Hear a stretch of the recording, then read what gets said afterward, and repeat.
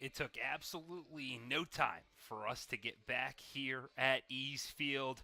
That's because it's game two of this doubleheader between the Glens Falls Dragons and the Saugerties Stallions. Welcome inside our broadcast booth here at Eastfield. I'm Nathaniel Cunningham alongside Luke LaRose. We get slate here for game number two after the Dragons took down the Stallions 5-2 just about a little over half an hour ago. And it was a comment that was made by head coach Ryan Dio, Luke, that really stood out to me when I went to go talk to him in between games. And that was because he felt like this was really the first complete game where his team looked like an actual baseball team.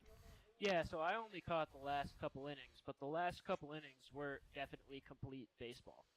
Team coming together, doing what they need to do. They're looking to do that again for another 7 innings. That's right, only 7 innings here in this tail end of the doubleheader. It's been a hot one here from East Field, but both teams are set and ready. Jake O'Connor, who gets the start for the Dragons, is on the mound. He's got to face the dangerous Luis Rodriguez to start this one off. The first pitch he throws is fouled off to the left-hand side. And let's get a hot start to game number two. Yeah, up to 95 degrees at points throughout the day. Not exactly what you would call cold. Made it all the way up to 97 on the radar as that one's lined over towards the second baseman, Christian Moat. Delivers it over to Cameron Biller at first, and that's an easy out number one. Talk about the defense. How about we run you through it? Behind the plate for the Dragons here for game number two, it's Brendan McLaughlin. Then from left to right around the infield, it's Michael Sweeney. Gino Savoca is over there at short. Christian Moat is at second, and Cameron Biller's at first. In the outfield, it's Trent Jinks. Travis Stroh is in center, and then Christian Mello is over at right. Nick Galello's your designated hitter, and then Aiden Gallagher is your extra hitter. The first pitch, Therese Maroney is in there for a strike, and this is a lineup that changed around just a little bit for the Stallions. Cameron Carroll's going to get game two off, and everybody else is going to move up a little bit. Filling into the bottom half of the lineup is Anthony Lino. He's getting his first game of the day. He'll be behind the dish instead of Logan Sanchez. Everything else essentially stays the same, but Jake O'Connor, he's worked his way into an early 0-2 count against Reese Maroney. And there's a swing and a miss. So it's strike three, the first K for Jake O'Connor here in game number two, and that makes it 2 quick outs. So now in steps the big slugger and Travis Hobbins-Siefken. He's going to be the designated hitter in today's contest instead of being out there in right field where he normally stands.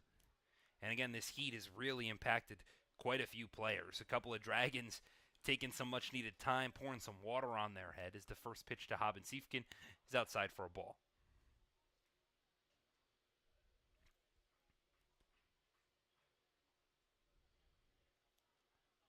The 1-0 is outside for ball two.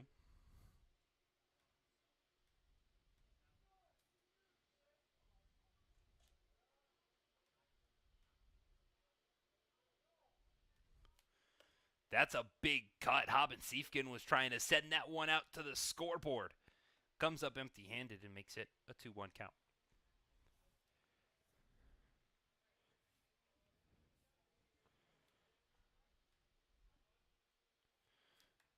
The 2-1 gets the outside corner for strike two. So O'Connor has worked his way back into this count. It's now 2-2 to Hobbins-Siefken. O'Connor comes set. The pitch. Bounced it in the dirt. Makes the count draw full.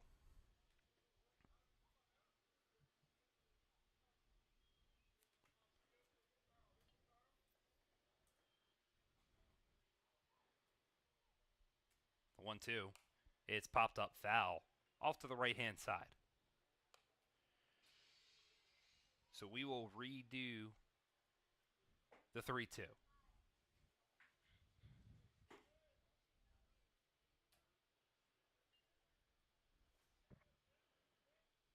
Connor comes set again. The pitch. This one's popped up out into right field. Over goes Mello. He's got to take a couple of steps backwards before he brings it in for out number 3. It's a 1-2-3 top of the first.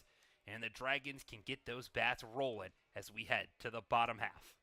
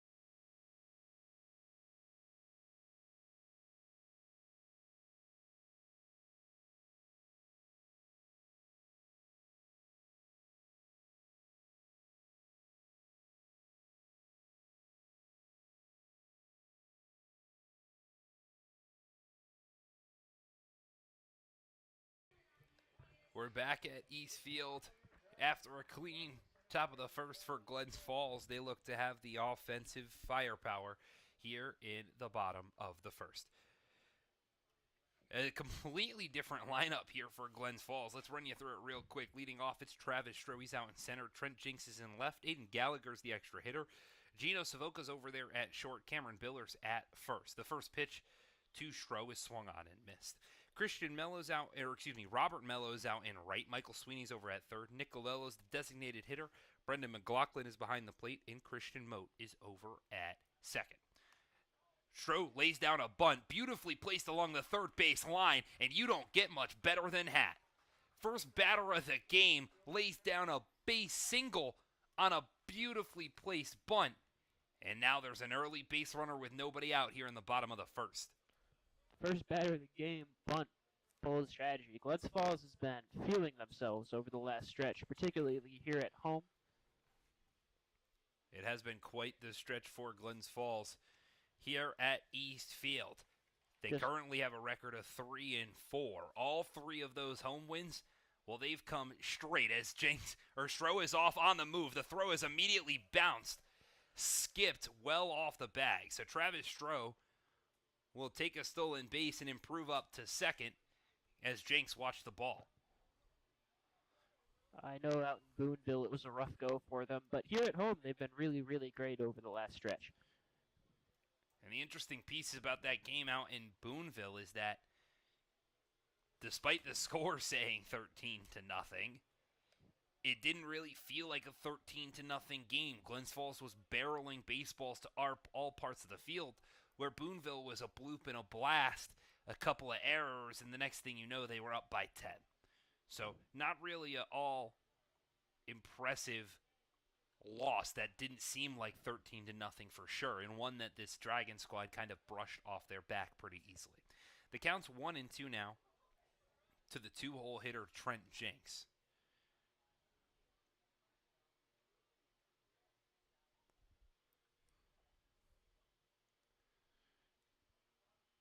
That one's lined on the ground over to the second baseman, Kaminsky. He throws over to Passo at first to get the force out, but Stroh moves up the 90 feet to third, and now there's a runner just 90 feet from home with one down here in the bottom of the first. Good opportunity for Glens Falls to pick up where they left off down at the bottom of the sixth last game. Put up 4 runs in the bottom of the sixth. The first pitch to Aiden Gallagher is in there for a strike.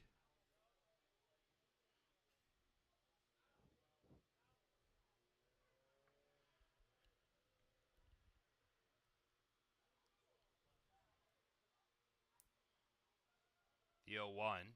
That one's popped up a mile high out into center. Luis Rodriguez settles underneath it. He brings it in, and he's going to tag from third. Stroke comes in. The throw, not in time.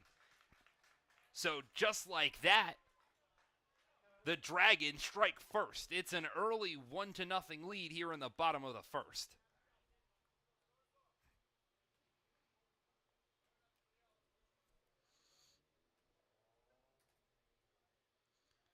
The sacrifice fly to center field works to perfection, with Gino Savoca coming to the plate. He's first pitch swinging, comes up empty-handed. Steven Svensson's getting hit around a little bit here early for the Stallions. He's got a 6.75 ERA in 13 1/3 innings. This is his fourth appearance so far in 2025. Savoca watches that one bounce inside. He's really been a little iffy with the walk to hits. He's given up 19 hits, allowed 11 walks, only struck out 11 batters, and he's prone to give up the long ball as Savoca watches that breaking ball. It looked like it might have nipped a corner, but instead stayed outside. So now the count's 2-1 to Savoca with 2 outs here in the top or the bottom of the first.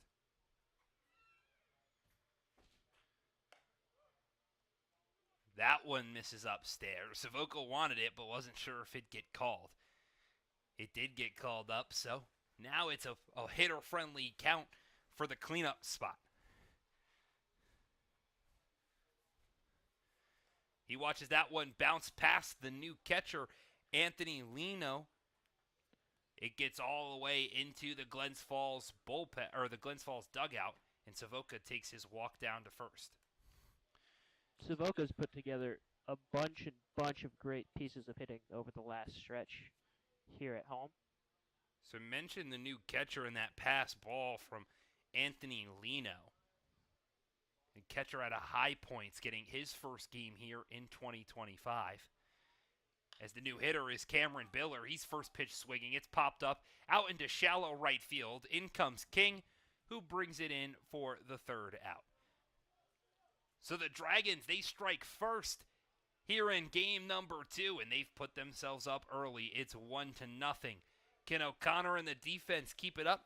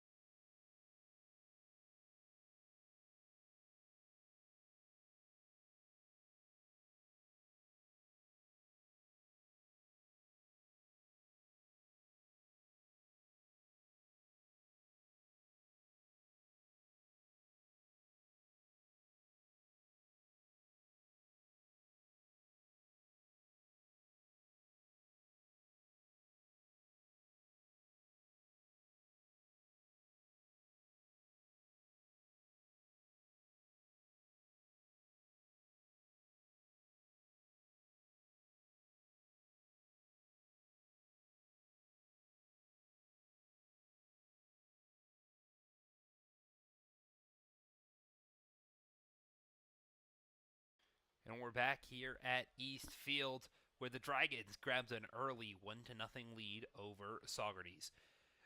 It'll be 4, 5, and 6 in this Stallions lineup that have to face Jake O'Connor. It's led off by the left fielder, Justin Ford. He didn't play in the first game, so getting some action here today as he watches the first pitch upstairs for ball 1. Ford so far this year, he's hitting .356. That's across 12 games. How about 5 doubles as he watches a strike in there? That leads the Stallions by double the next person. So knows how to get those extra base hits. Corrals them in quite easily. He does lead the team in strikeouts, but you usually take those with the power hitters. Uh, He Saug- pops one a mile high. Saugerties is a team, only 4 home runs on the year. Really, really high average. Much more of a small ball team than a long ball team.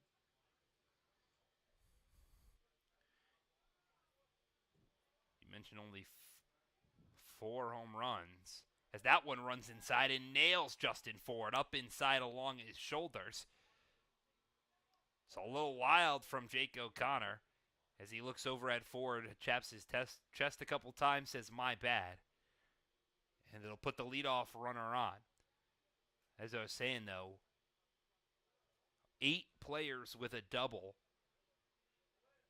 and that's at least a double. Multiple players, 4 of them exactly, have 3 or more doubles. As the first pitch to Jamie Z is popped up over into right field. Mello goes into foul territory and brings it in. Ford tags from first to second. You rarely see that, but he gets in there safely. So Z was first pitch swinging and ended up popping out in the process, but he moved the runner up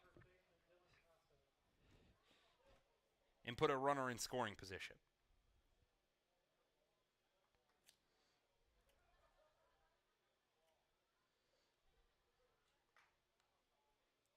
So now in steps Dylan Passo. He watches the first pitch in there for a strike.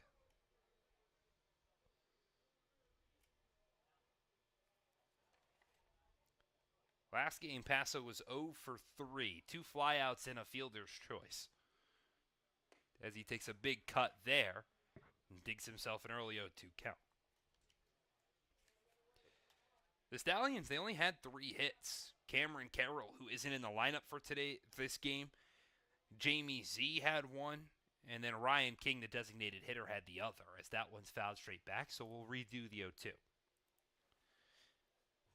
The rest of the offense, stagnant. And for a team that's as dangerous as Saugerties, usually a recipe for success. O'Connor comes set. The 0-2. It's hit on the ground over towards the second baseman, Moat. He fields it cleanly, gets it to Biller for the force out. And Ford advances those 90 feet over to third.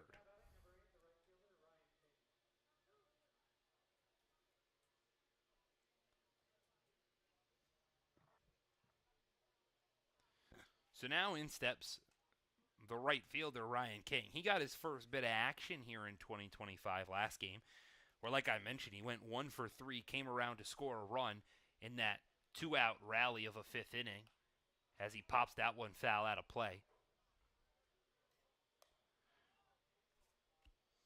So a pretty successful debut for Ryan King. Now we get to see if the fielding can match what he does offensively.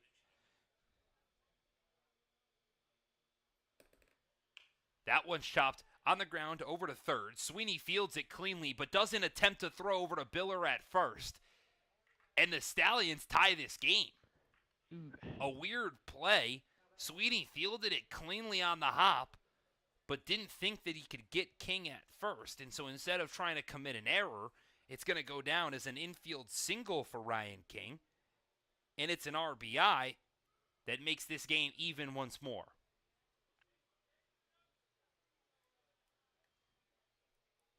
So now in steps the new second baseman, Casey Kaminsky. He watches the first pitch strike.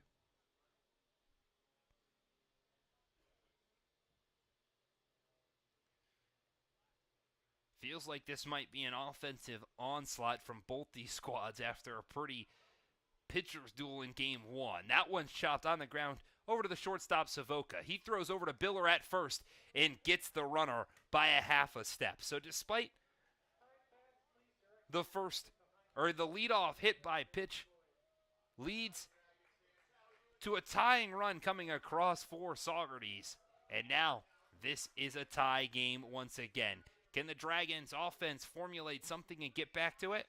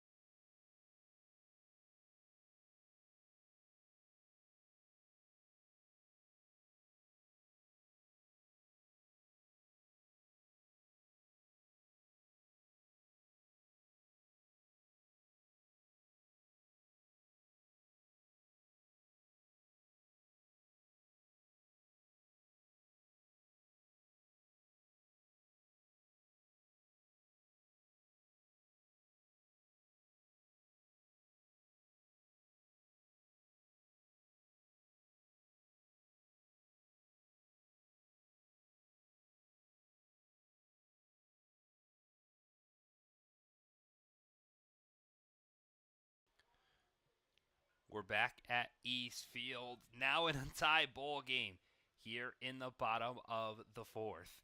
Or, excuse me, the bottom of the second. The sun is starting to set, which means the temperature is dropping with it.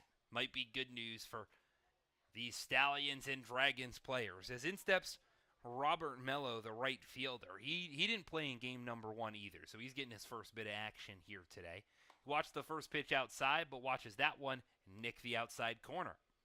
Even though you said the temperature is dropping, I can tell you one thing. It does not feel like that. It is still hot. The 1-1 bounces in the dirt. Count becomes 2-1. Well, if there's a time for a guy like Robert Mello to have a great game, it would be now. He's played in just 2 games so far. He started just 1. And he's 0 for 3 across those 2 games. So we'll love to get him hit number 1 here in 2025 as he chops that one on the ground over towards the second baseman Kaminsky. Throws over to Paso and gets Mello for the easy 4-3 putout.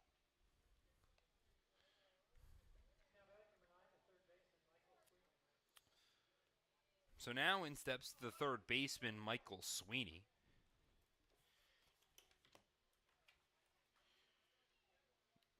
Another guy that really didn't see any playing time the day before. Most of this lineup didn't, as that one's chopped foul off to the right side. No, yeah. Almost a completely fresh lineup for game number 2.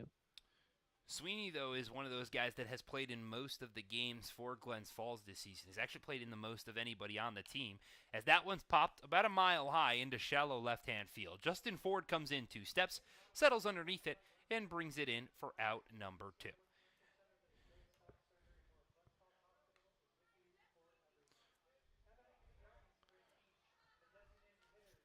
The designated hitter, Nick Galello, he is a guy that played in the game before, and he played a little bit of hero baseball in that bottom of the 6th. He had a sacrifice fly that brought in a run, a much-needed insurance run, as he lines that one hard. Some theatrics to start the at-bat. That goes right over the bullpen of Saugerties. So 4 runs in the bottom of the 6th for Glens Falls. Galello obviously just put up one of them.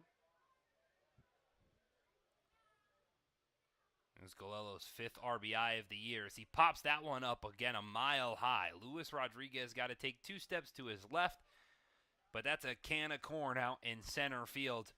And just like that, it's a 1-2-3 inning for the Stallions. This 1-1 game went from what looked like an offensive onslaught to pitcher's prowess, and it's a little bit of everything here in Game 2. We head to the top of the 3rd, tied between the Saugerties Stallions and the Glens Falls Dragons.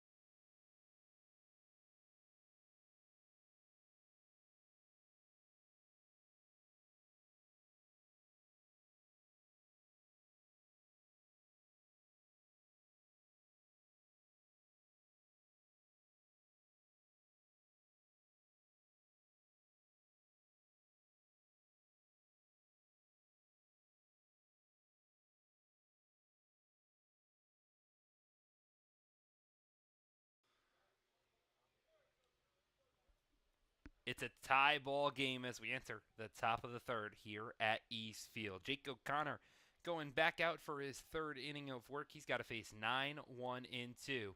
And he throws a first pitch strike to Anthony Lino, who's getting his first at-bat here in 2024. Lino is a catcher out of High Point University.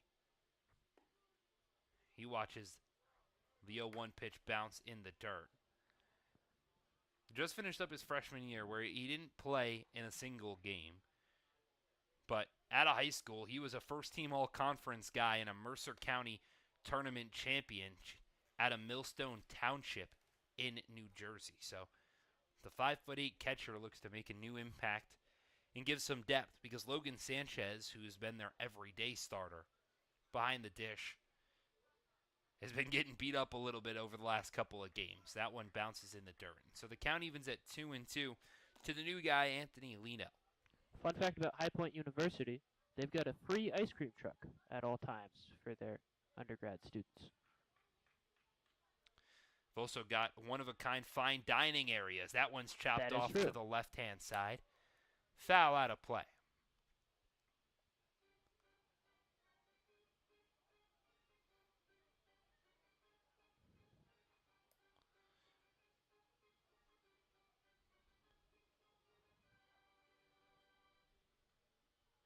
So Luis Rodriguez waits in the wings for the 2-2 count to Anthony Lino.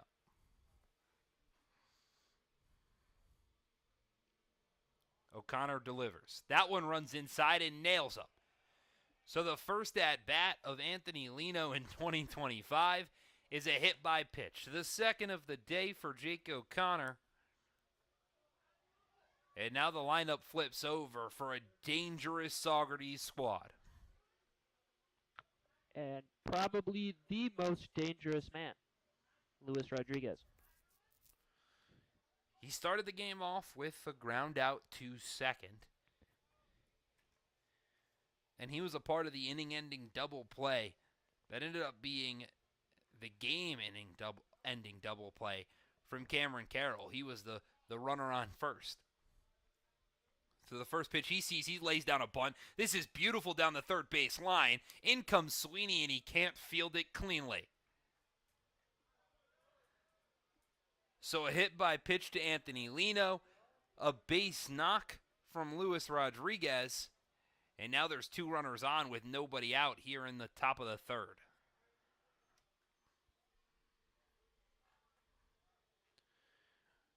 Reese Maroney steps into the box. He went down swinging his first time up. The only strikeout so far today for Jake O'Connor. The first pitch is fouled out of play.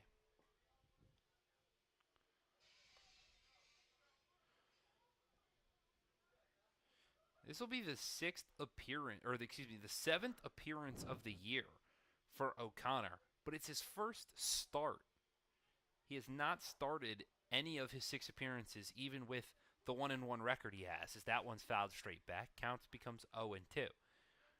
So wonder if throwing in that, the heat, the double-header aspect, the use of more pitchers and limited arms, and the fact that Glens Falls returns tomorrow night to play again here at East Field, if that mentality has gone into the decision-making of Ryan Dio on who is going to start this game. The 0-2 is popped up. That one out to right field. Makes Mello go back a couple steps. He brings it in.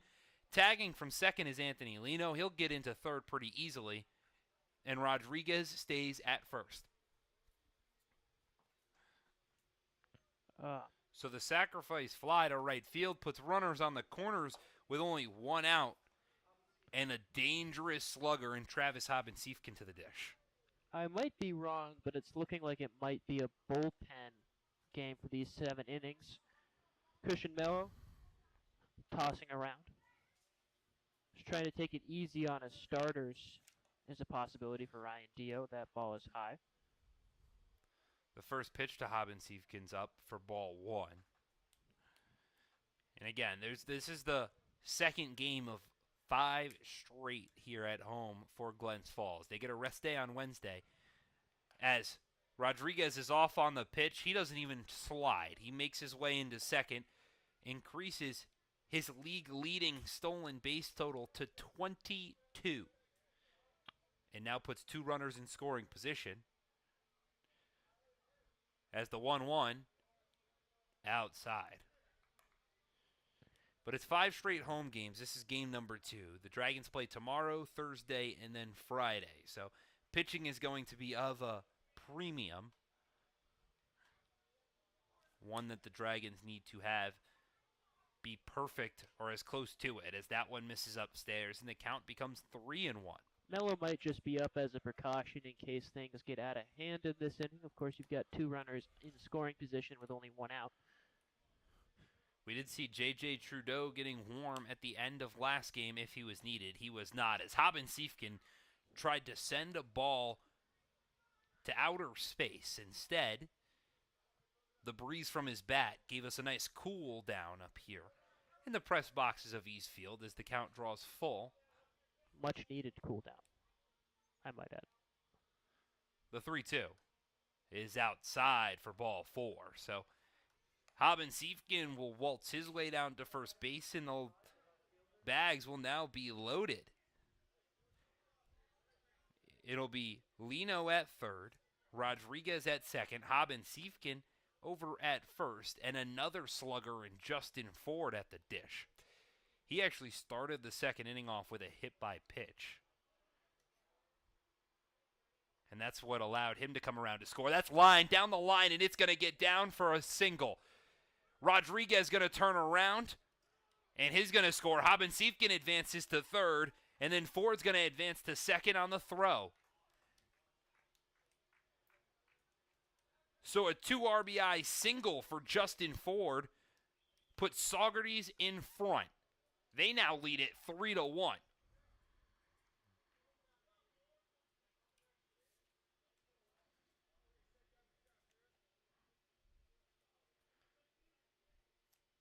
If you know anything about the Stallions, they're not happy quite yet. They would like a little bit more of that action with Jamie Z stepping into the plate.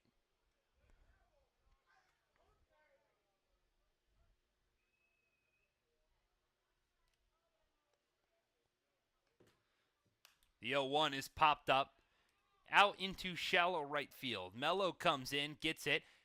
The runner from third tags. The throw in, it's not in time, and up stands Haben Siefken.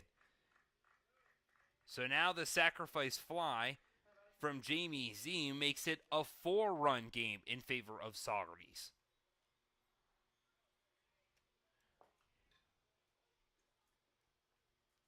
And that's why you saw Christian Mello getting up, just in case this inning is getting out of hand, just like it is about now.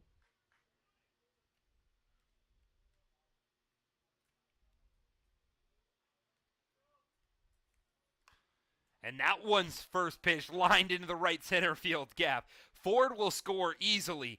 Passo goes into second. He slides in. He's safe with an RBI double. The Stallions are moving. It's taken them no time. 6 batters. How about 4 runs here in the top of the second? And out come Ryan Dio, because that means Jake O'Connor's day is done. Quick one. We'll step aside here for a couple of seconds to allow Christian Mello to warm up, but the Dragons, they trail early 5-1.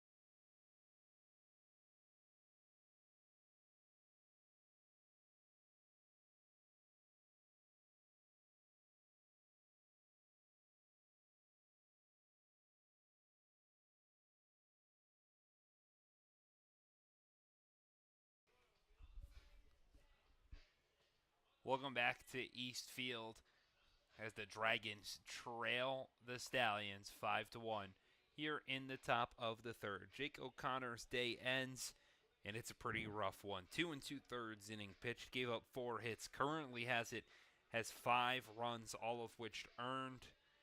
1 walk, 1 K. Those run totals could go up to 6 if Dylan Passo, who stands on second, comes around to score. Taking over for O'Connor is Christian Mello. He's getting his first bit of action today out of the bullpen.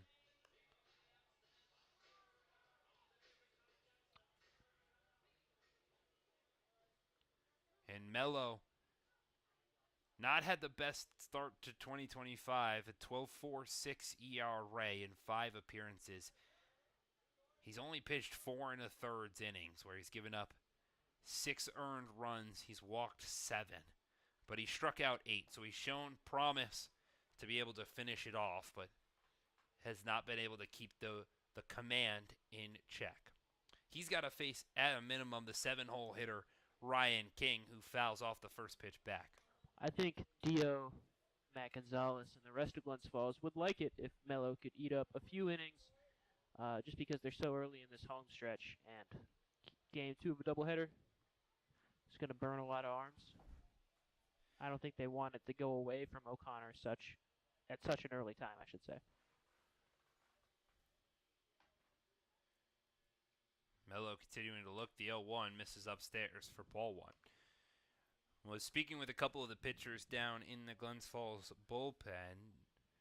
They all said they thought O'Connor would get through about 3 innings of work, and then it would just kind of pass the baton. He almost got there, but got pieced up a little bit too tough beforehand, and that ends his day early.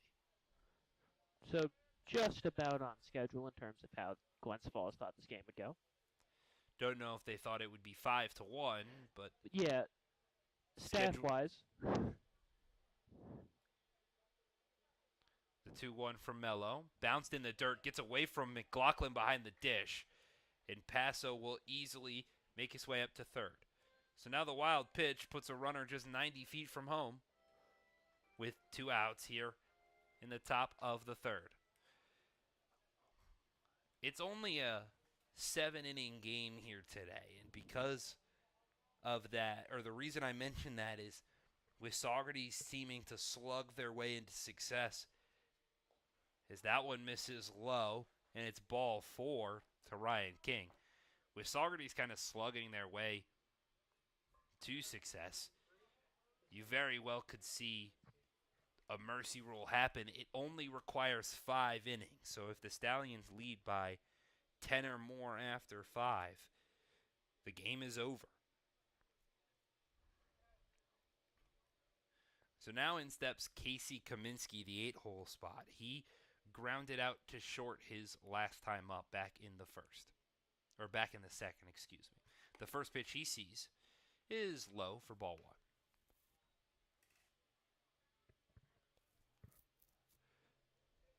So it's Passo on third. King stands on first.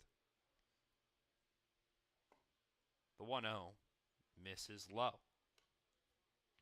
Only been 7 pitches so far for Mello, but notably only found the strike zone 1 time. The 2-0 chopped off foul. Make that twice.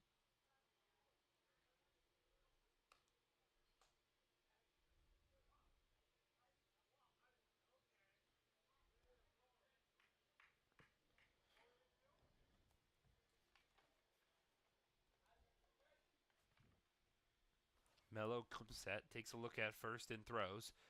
That one misses low.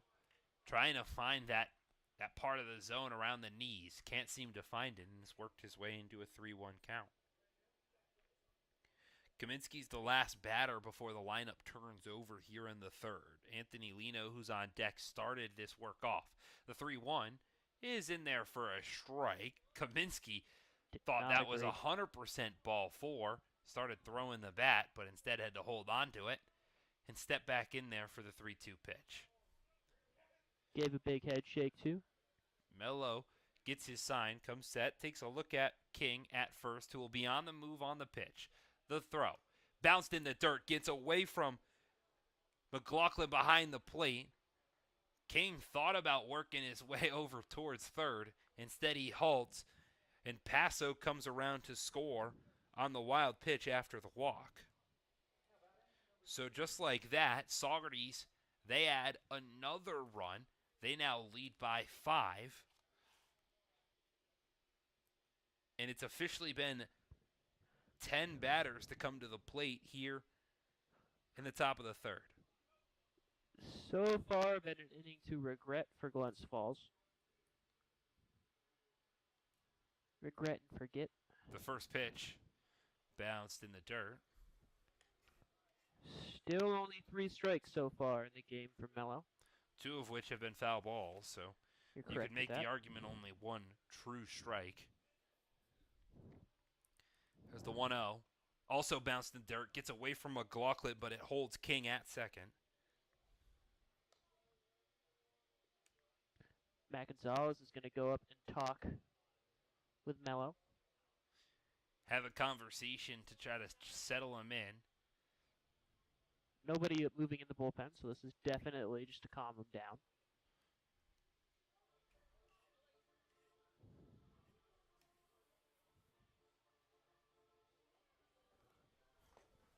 Tate Van Alstyne is taking a trot down there now. Down to the bullpen, I should say.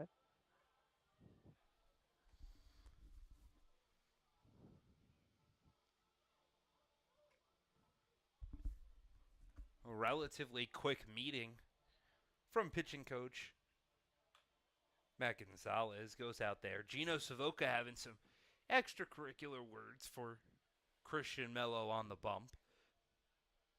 Some And words what of made motivation. the Dragons so successful in Game 1 was the fact that Colin McMahon was willing to pitch to contact and trust that Saugerties would hit the ball, but they just wouldn't hit the ball hard. And if they did, the Dragons' defense would collect them up. Since then, O'Connor kind of did that, but the Stallions were finding the gap. That one swung on it and missed. Maybe that conversation helps out a little bit. Makes it a 2-1 count. I don't think that Mello was trying to pitch around contact. He was just having trouble just finding the zone issue with his command more than anything. Couple wild pitches. The 2-1. Bounced in the dirt. Balls like that spiked in the dirt. But, you know, pitching to contact isn't necessarily pitching around people. It's going at and not being afraid to throw something middle and just trusting the team behind you. That is one of those skills that all pitchers have. It just seems like instead of trying that, Christian Mello is missing outside, and he's now walked the bases loaded. Mello either can't find the zone or is not willing to throw down the middle of the zone. Dangerous, dangerous man coming up to the plate. So it's Luis Rodriguez at the plate. He's, again, the reigning PGCBL Player of the Week. He's got the bases loaded. King stands on third. Kaminsky on second. Lino on first. The first pitch that Rodriguez sees is inside for a ball. Since coming into the game, Christian Mello has gone walk, walk, walk. He has quite literally walked the bases loaded. As the 1-0 is in there for a strike. The lights come on here at Eastfield. He's up to 5 total strikes on 18 pitches. The lights coming on means that it officially is dimming.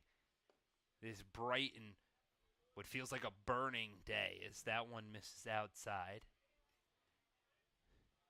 You start to feel a little bit of a breeze coming through our window here in the broadcast booth. It's slowly dropping to 87, which seems like a night and day difference as Rodriguez lines that one into left field, and it's caught and brought in by Trent Jinks out in left. What a grab. Has to extend out all the way to get it, but stays on his feet to do so. It doesn't stop Saugerties from blowing this game open, though. They now lead it 6-1 as we head to the bottom of the third.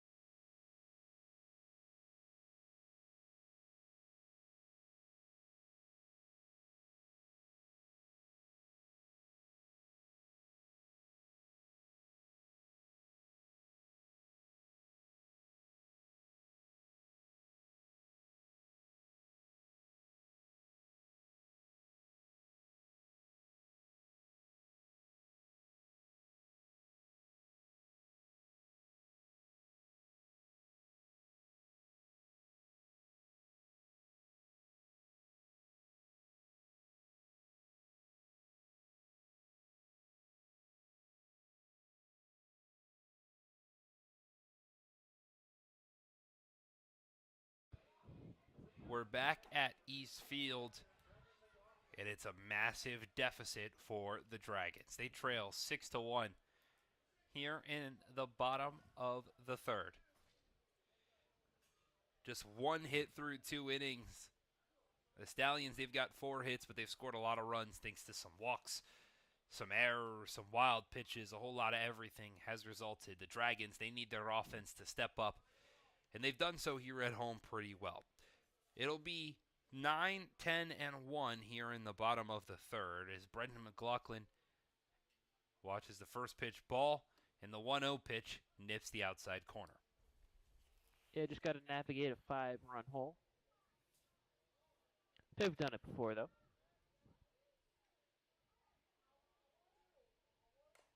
That one's chopped foul off to the left-hand side.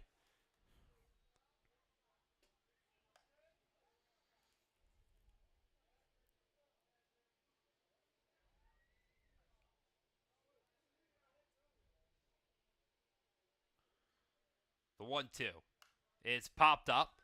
That's going to get out of play over towards the Dragons dugout and right in front of the bleachers.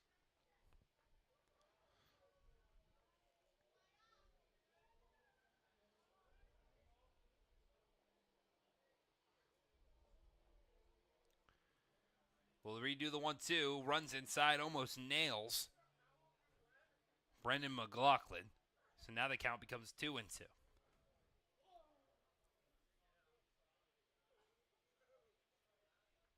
The pitch. That one's fouled straight back. McLaughlin's making Steven Svensson earn it. Svensson pinching McLaughlin inside. That last foul up in on his hands. The 2-2 is swung on and missed. First strikeout for Steven Svensson comes at the hands of Brendan McLaughlin. And it's a first quick out here in the bottom of the third. After a couple of fastballs up and in, Svensson, slider down and away, gives McLaughlin a chase. So now in steps the second baseman, Christian Moat.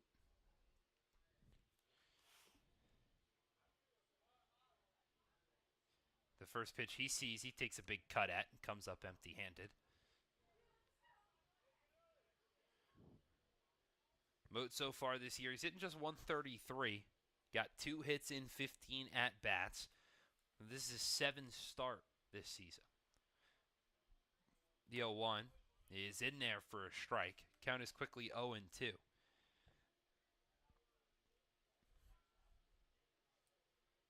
Of those 15 at-bats, only 5 strikeouts. A third of the time he's going down via the K as he watches that one bounce in the dirt. So the count becomes 1-2.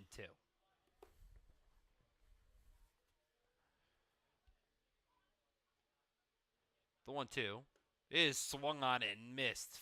6 Ks this season for Christian Moat and 2 back-to-back swinging strikeouts for Steven Svensson. Both on a breaking ball so far. He's dialed in on that breaking ball tonight. So the lineup turns over in the center fielder. Travis Stroh steps into the box. He started the game off with a leadoff single. Watches that first pitch breaking ball miss inside.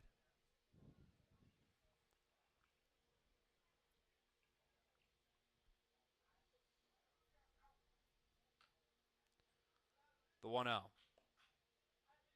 Outside.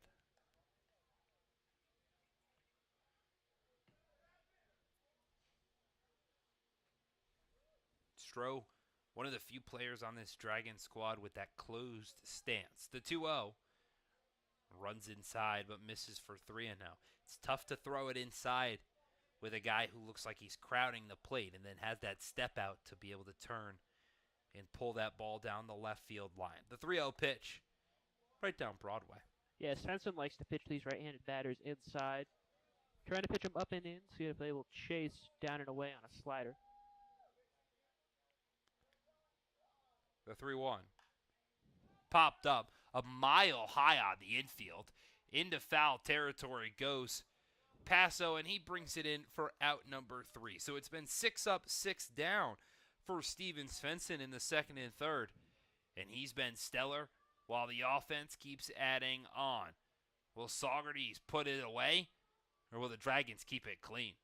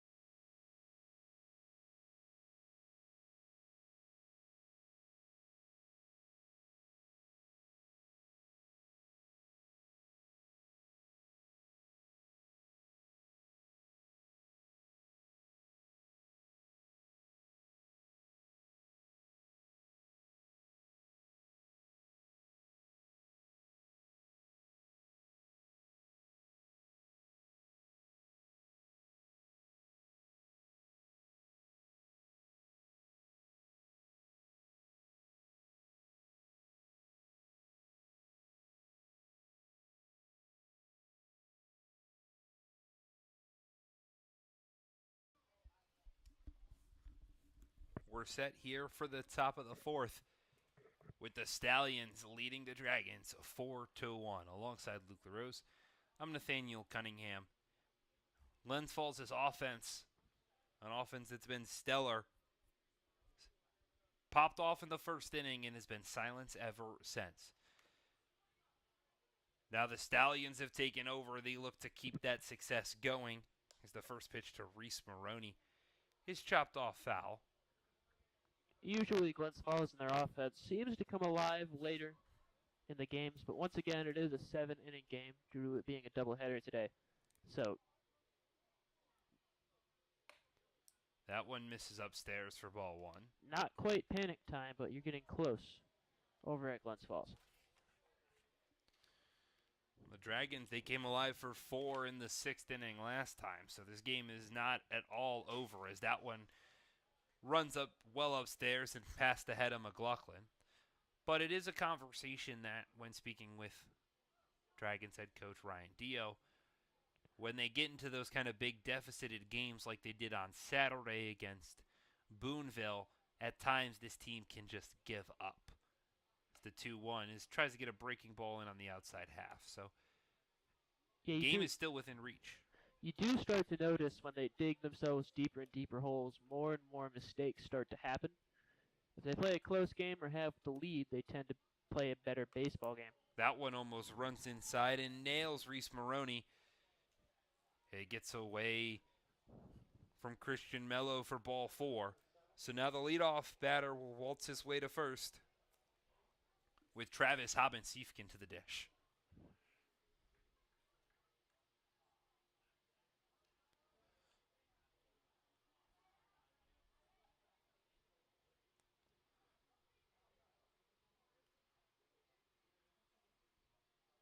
Mello comes set, takes a look at Maroney over at first. The first pitch to Hobbin-Siefkin is outside.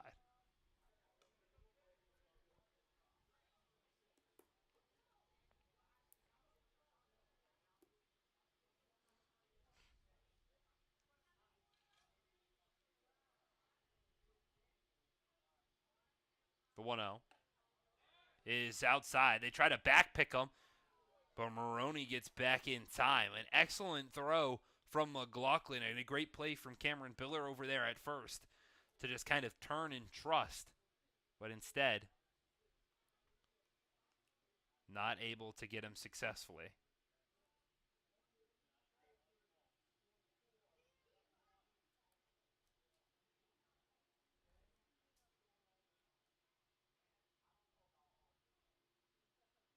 The pitch. This one's fouled off straight back.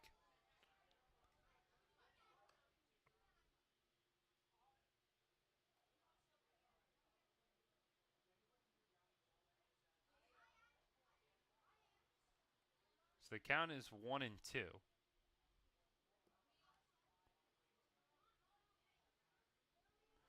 To Travis Habensiefken.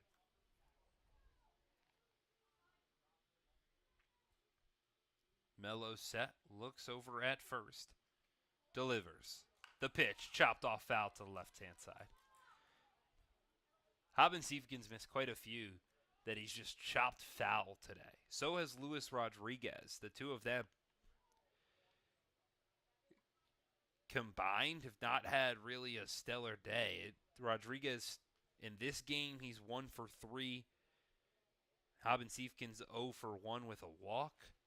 As the 1-2 is lined out into right center field. Over goes Mello. He gets underneath it and brings it in for out number 1. I think you were talking about it earlier. Habensiefken's had a great year.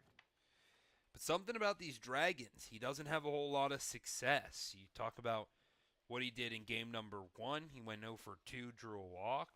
Didn't come around to score, no RBIs. You go back to that game where Glens Falls beat Saugerties down in Saugerties, and Habensiefken was 0 for 4 in that game. It's been a not-so-stellar outing against Glens Falls for Travis Habensiefken, who's clearly solidified himself as one of the best power hitters in the PGCBL. They're going to check on Maroney over there at first. He gets back in there safely. With Justin Ford now at the dish. Ford today is 1 for 1, and he scored twice, got an RBI to his name. So quickly making his case to be player of the game in this one as Maroney's off on the pitch. The throw from McLaughlin's in time. The tag from Moat at second is got him. A beautiful bang-bang play from McLaughlin to Moat. Nails Maroney trying to grab an extra 90 feet. And now there's 2 gone here in the top of the 5th. What a throw.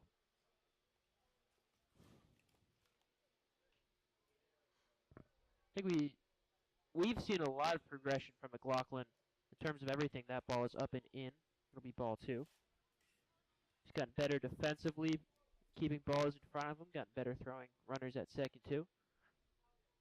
Bat still hasn't quite came around, but defensively he's been really good. The 2-1. That's popped up well out of play. So windshields might be in play to catch that ball.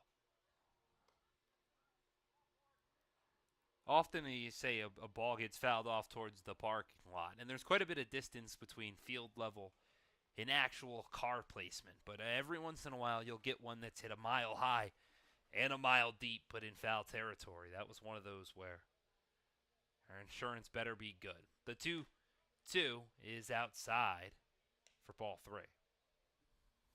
So now the count draws full here with 2 outs in the top of the 4th.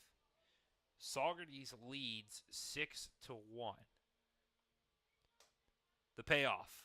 Yeah, that one's lined out into right field. It's in foul territory. Mello's going over, but he won't get there in time.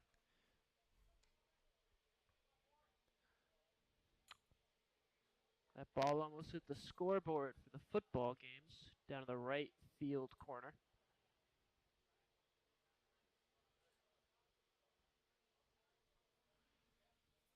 That was almost a little Mello to Mello action. We've got Robert Mello with only 1 L out in right. And we got Christian Mello. He's got 2 L's in the last name. So no, they're not brothers. Both just the same last name. As the breaking ball dotted on the outside corner. Justin Ford smiles as he walks away from the batter's box.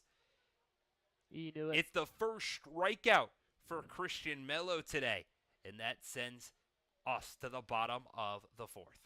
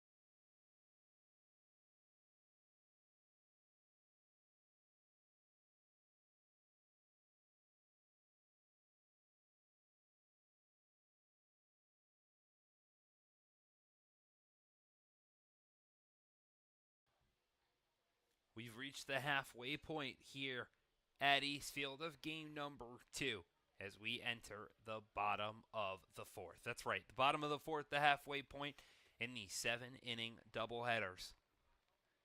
Glens Falls, they're running out of time to put on some offense, but we know they like those late inning heroics. Steven Svensson's back out there for his 4th inning of work. The first pitch he throws to Trent Jenks is strike 1.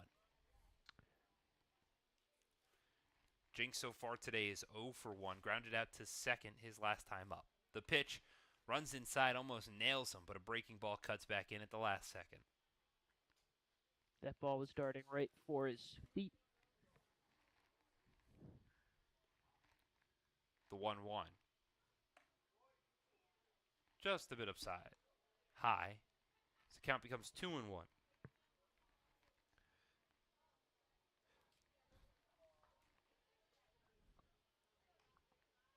The 2-1 is drilled out to deep left field. Back goes Ford.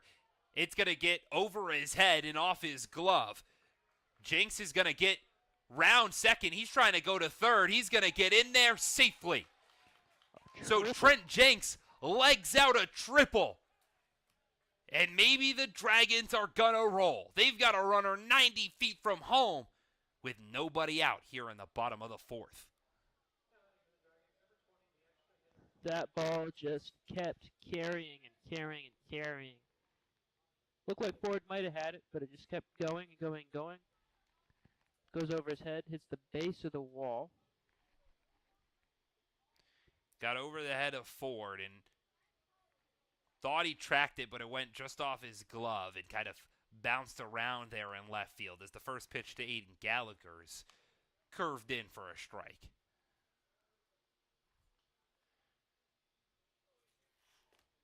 So now Jenks with his speed. You thought he might have stopped at second, but he put on the burners and got his way to third.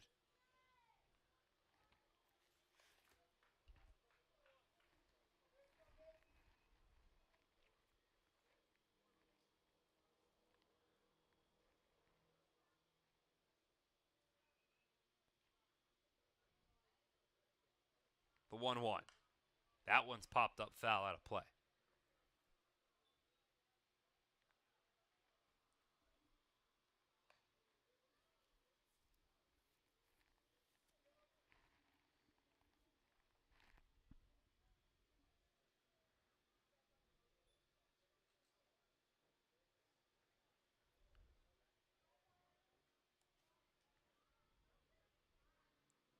The 1-2 to Aiden Gallagher is in there for strike 3.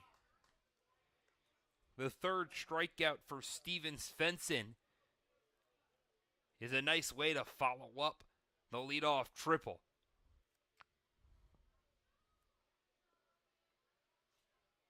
Svensson's fighting with a swarm of bees, or not bees, bugs, on the mound right now. Now he's got to fight against Gino Savoca, who watches the first pitch outside for a ball. Hot humid days will do that to you. Bring out all those flying creatures around the baseball field, the dirt, the grass. They love to hang around it. The 1-0 is in there for a strike. Savoca thought about swinging, but decided to hold back. Might affect his focus a little bit with all the little buzzing in your ear.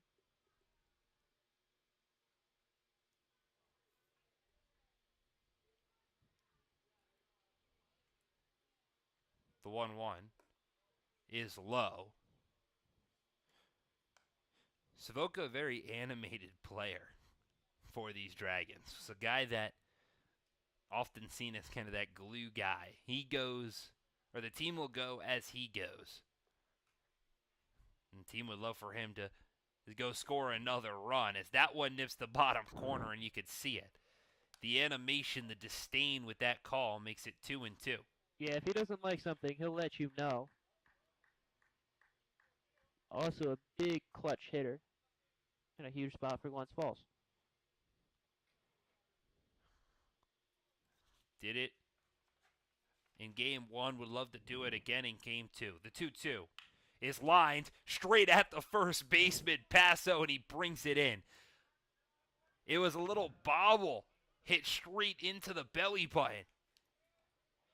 And Chino Savoca goes back to the dugout with nothing but shock on his face. It's out number 2 after the line out to first. Sometimes you do everything right, you just get unlucky. That was a hella hard hit ball, so you did that right. The first pitch to Cameron Biller is in there for a strike. Just right at someone. And now the leadoff triple looks like it might be stranded on third. Trent Jenks blasted a ball to left. The 0-2 to Biller is a breaking ball in there for strike 2. And now Steven Svensson's just one strike away.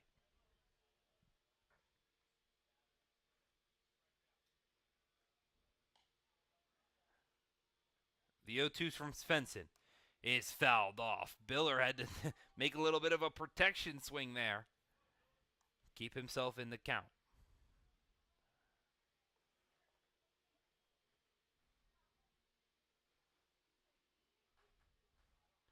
The 0-2. A breaking ball just inside. Biller thought it was going to hit him, tried to turn his back, moved at the last minute. Not moving enough for Svensson.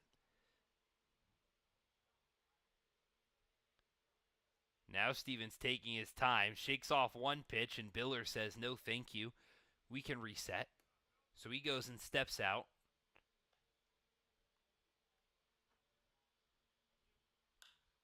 As that one's lined out into left center field, Rodriguez calls off Ford and brings it in for out number 3. So Trent Jenks had a lead-off triple, and the Dragons don't score. We head to the top of the 5th, where it stayed 6-1, Stallions in front.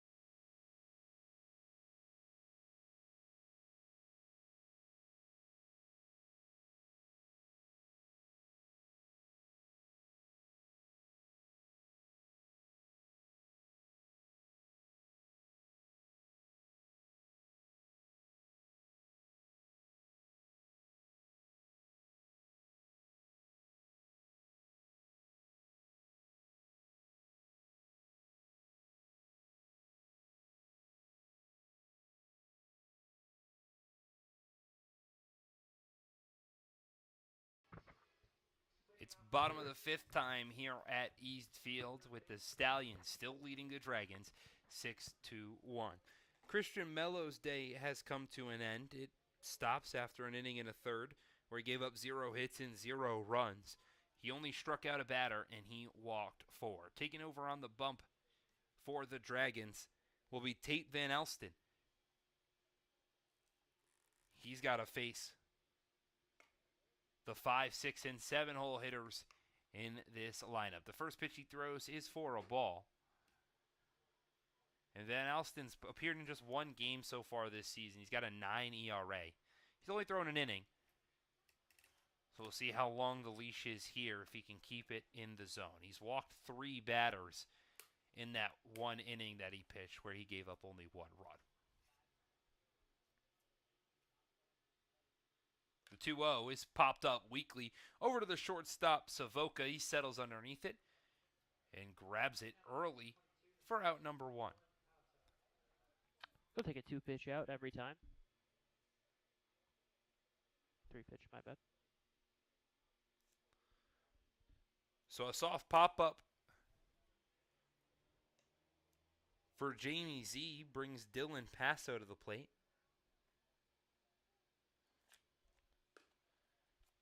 He's 1 for 1 today as the first pitch is a ball. Passo's 1 for 2 today. He's had that RBI double and then came around to score thanks to a wild pitch on a walk. The 1-0 is in there for a strike. That one right down the middle.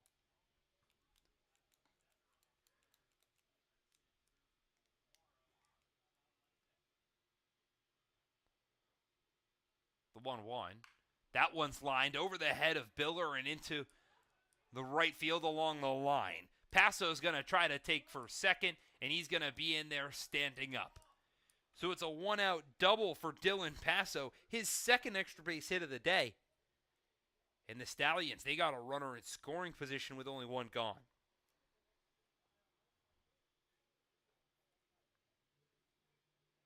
Dillard dove just out of his reach over his head. So now in steps the right fielder, Ryan King. He's 1 for 1 on the day. Had a walk as well. Is yet to come around and score. As he watches the first pitch in the dirt.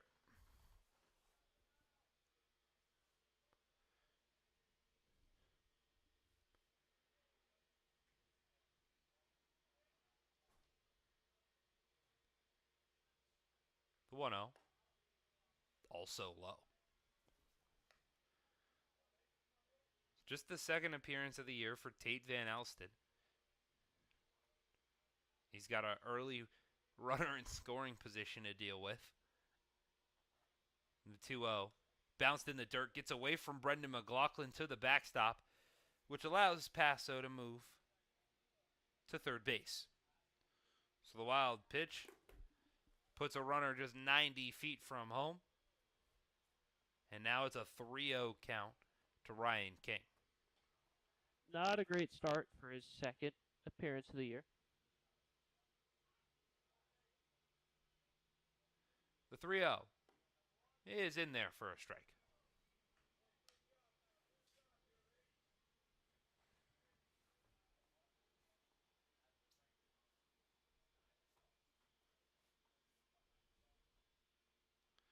The 3-1 is low for ball 4. So now there will be runners on the corners with only 1 out here in the top of the 5th. And Casey Kaminsky comes to the plate. Kaminsky's 0 for 1. Grounded out to short and drew a walk back in the 3rd, but was stranded in the process.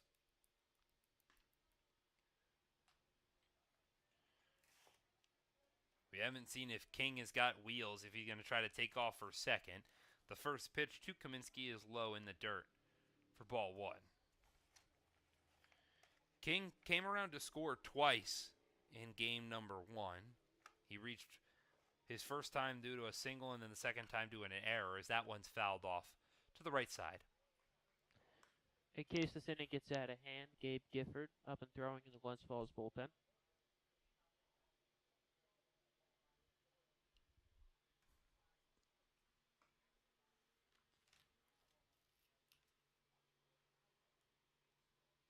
The 1-1 as King is on the move. No throw from McLaughlin. And they'll say Kaminsky did not go around. So King gets the stolen bag, the first of his PGCBL summer. Kaminsky does not go around on the swing, which makes it a 2-1 count.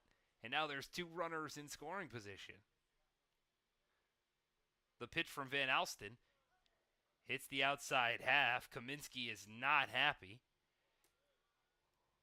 He looks down at his third base coach, puts his hand, slaps it along his thigh in disgust. The count becomes 1-1. The 2-2 is swung on and missed. It's the first K for Tate Van Alsten.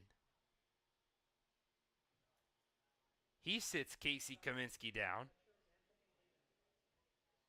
And now Anthony Lino comes to the dish. Lino is the guy that started that massive third inning rally.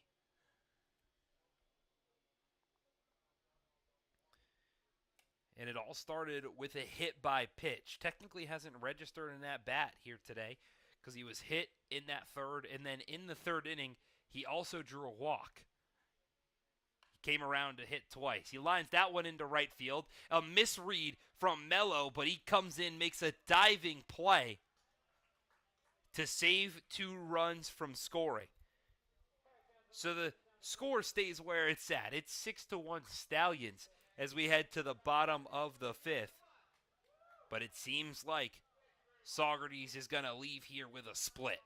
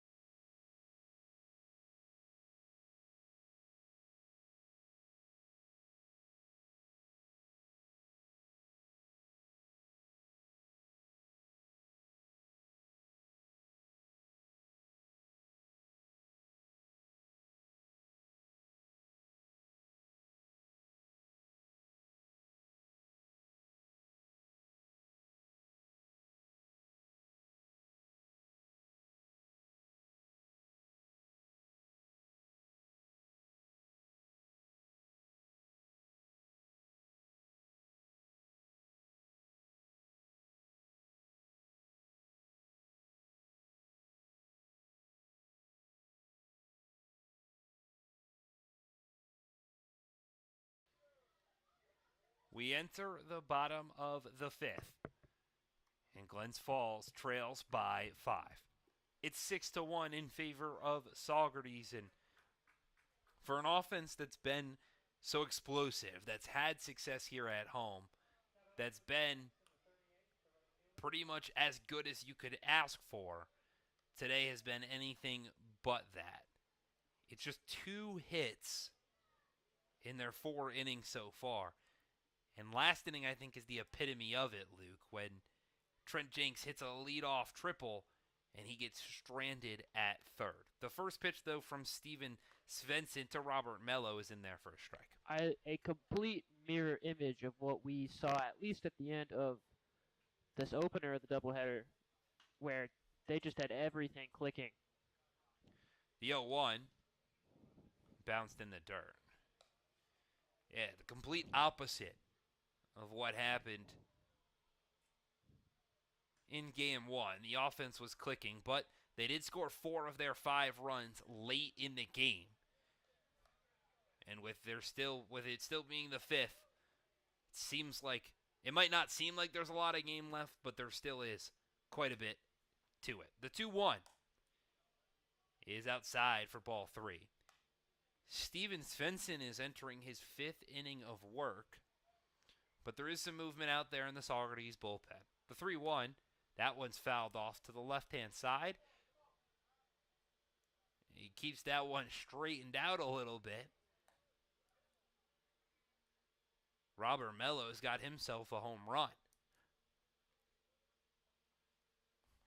So now the 3-2. A breaking ball outside. So now a leadoff walk brings in Michael Sweeney, and another chance for Glens Falls to actually formulate some bit of offense.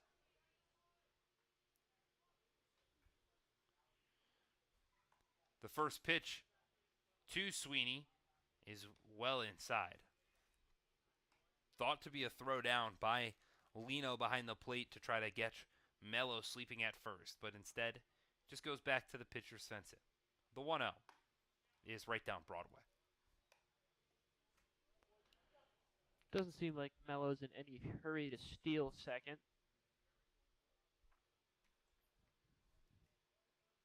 The 1-1. Another breaking ball misses inside. Melo hasn't attempted a stolen bag this year, so I'd be very surprised if he is deciding to go now. But desperation times call for desperate measures. The 2-1 is in there for a strike. No, every windup just taking a couple big hops towards second, not turning and running.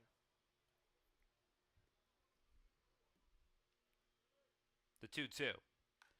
This one's popped off foul. Just out of play off to the left side.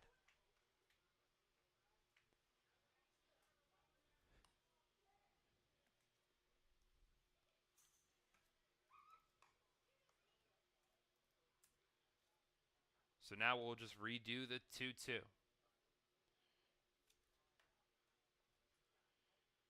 The pitch. That one's drilled over to the third baseman. It's caught on the line. They try to back pick him and they get him. An excellent play from Jamie Z at third. Delivers a strike to Dylan Passo at first, which caught Robert Mello sleeping. And on one swing, the Stallions, they erase any chance at life for Glens Falls. There's 2 outs now here in the bottom of the 5th. And now the first pitch to Nick Galello is outside for a ball. That double play just kind of sucked all the life out of what could have been. Chance at potential for Glens Falls results in an L5 and then a back pick at first. As that one slide hit hard on the ground over to the shortstop Marooney. He slides, dives. What a play! Whoa! Reese Marooney makes a sliding play in shallow left field, takes one step, delivers it over to Passo, and the Stallions are in a stampede. They're rolling the Dragons 6-5 as we head to the top of the 6th.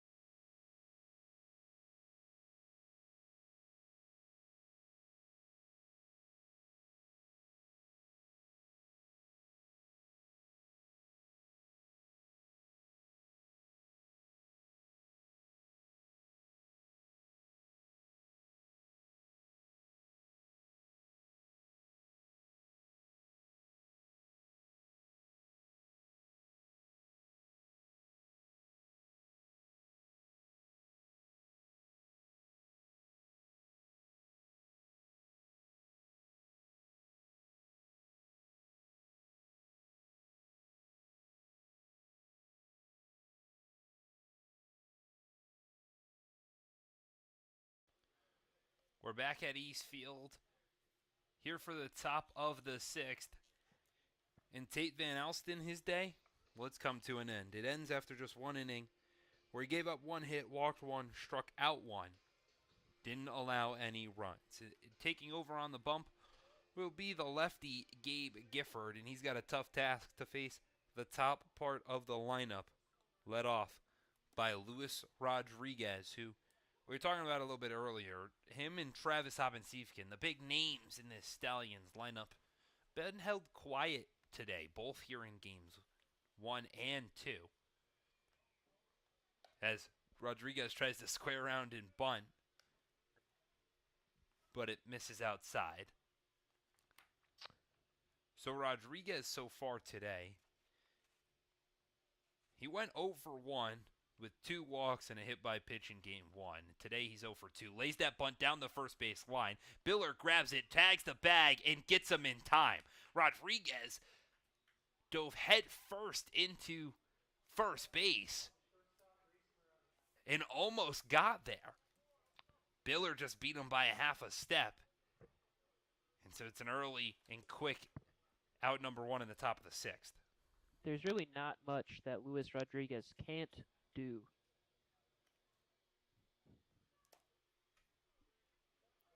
Reese Maroney steps into the box. He watches that first pitch. Breaking ball miss outside. First time we're seeing a lefty in either of today's games as Gabe Gifford steps in. He would love to have an excellent performance today. Keep it clean, or as clean as he could, as that one's fouled straight back. Because so far this year, he's got a 23.40 ERA. And that's across 3 appearances. It hasn't been the prettiest for Gifford,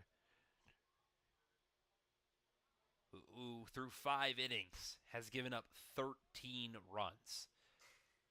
Probably large in part to doing things like that, throwing baseballs that aren't catchable by the catcher and sending them straight to the backstop. But yeah, again, across his 5 innings, it's 10 hits, 13 runs, all of which have been earned.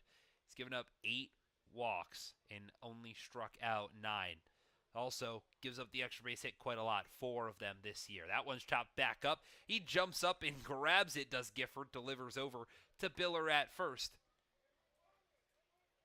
And just like that, he's got 2 outs. Great defensive play by the Maine Black Bear. Gifford from Old Town, Maine, showing off his leather there. So now in steps the designated hitter, Travis Hobbensifkin. Another guy that's been relatively quiet throughout the doubleheader. 0 for 2 today in game number 1. He was also 0 for 2. Has drawn 2 walks. The first pitch that he sees is upstairs. I mean, even though Glens Falls is losing, keeping the 2 big guys off the board is somewhat of a win in itself, if you're looking for the positives, at least. It's been everybody else that's hurt Glens Falls, including a couple of walks to those notable players. That one misses outside.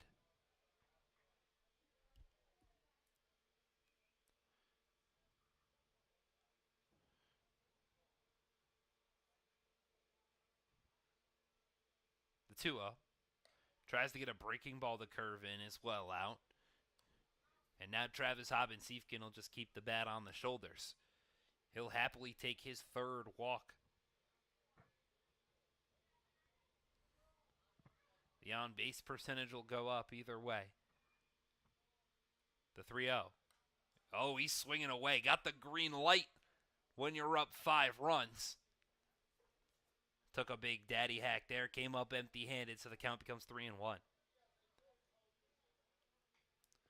Speaking of his on-base percentage, Saugerties as a whole, their on-base percentage is over 400.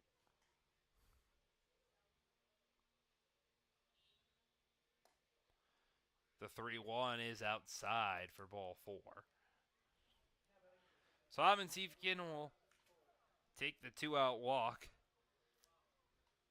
Doesn't affect all his numbers that much, but the last time Hobbensifkin drew a walk this game, well, he came around to score. Not as if the Stallions need any more insurance than they already have. I'm sure they wouldn't mind a couple more runs and maybe ending this game an inning early. Justin Ford steps into the dish now. He's 1 for 2 with a hit by pitch to his tenure. That one gets away from Brendan McLaughlin, and Hobbensifkin could dance his way over to second. He advances on the wild pitch. Ford had a base knock in that massive 3-run inning.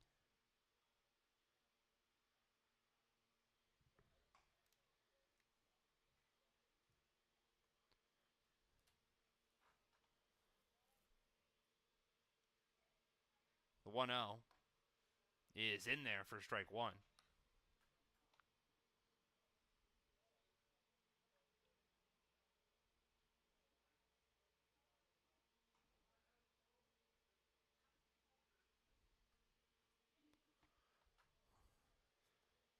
The 1-1 is outside.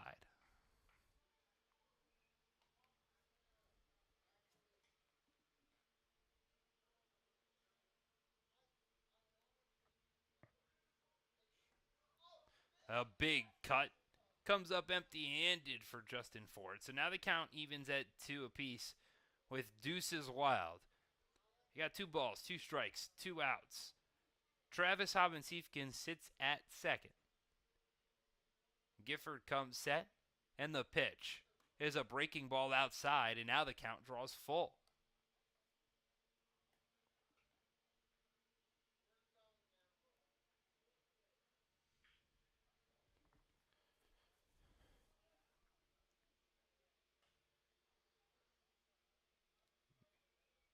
Gifford gets the sign.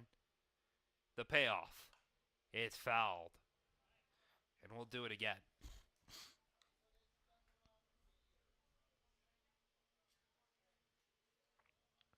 Ford doing a great job of working the count. Making Gifford earn his way back to having a solid ERA. The 3-2 checks his swing, and they'll say he went around. So Gabe Gifford picks up his first strikeout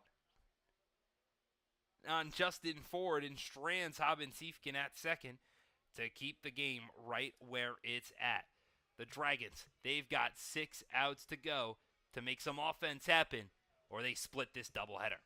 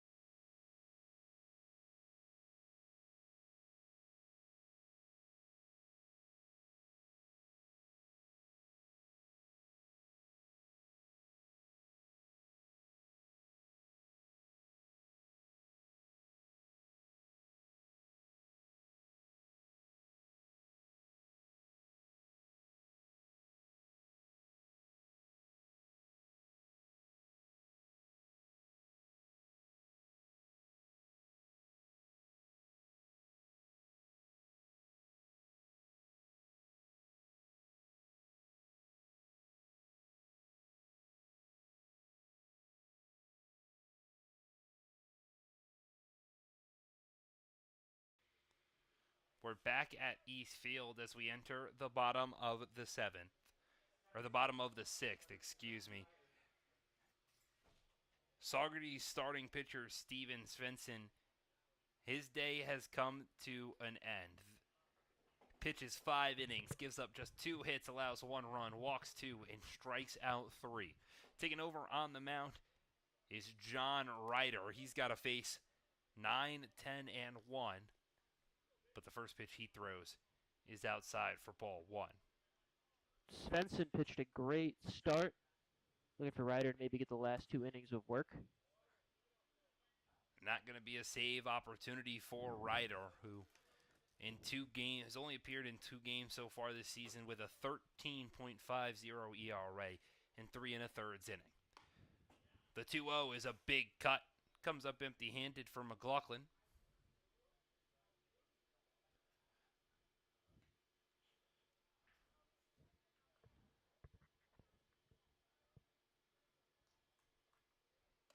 Another big swing from McLaughlin. Ryder's the kind of guy that has given up the free passes a little too much. He's got 6 walks, only 4 Ks in those 3 1/3 innings. He's given up just 1 wild pitch to his name as well, as that one's lined straight back a little off to the right-hand side. Andrew Gabriel has been up and moving in the Glens Falls bullpen for a long, long time.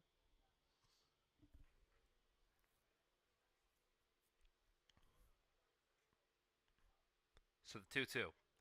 Bounced in the dirt, gets away from the catcher, Lino. And the first batter that John Ryder sees draws a full count.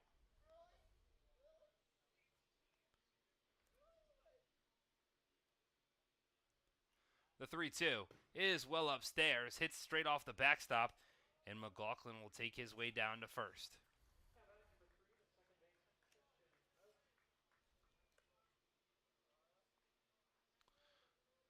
So in steps the second baseman, Christian Moat.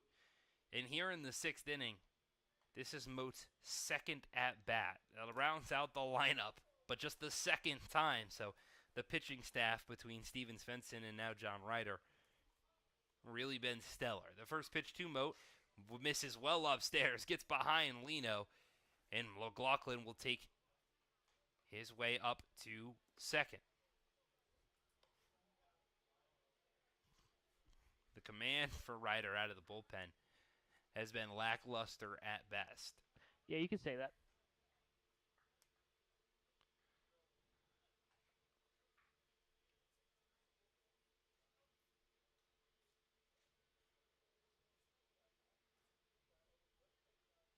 The 1-0.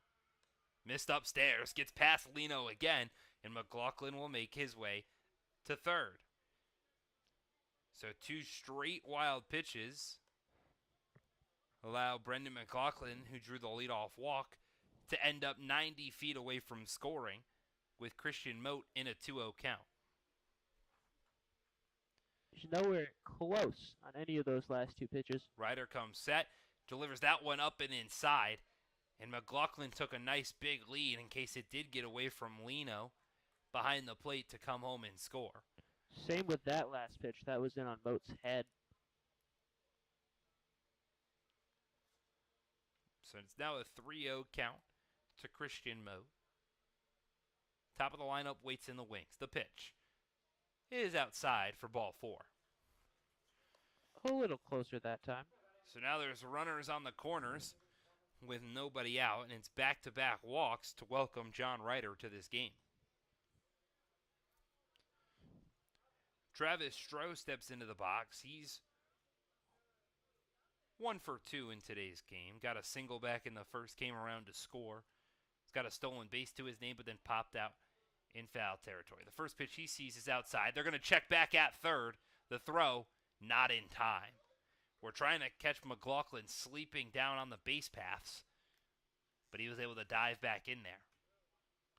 And now you immediately see the pitching coach for Saugerties come on out, and they're going to have a conversation with John Ryder. There's a little bit of action in the Saugerties bullpen. Big white post my way, so I can't see who's throwing, but there is somebody down there.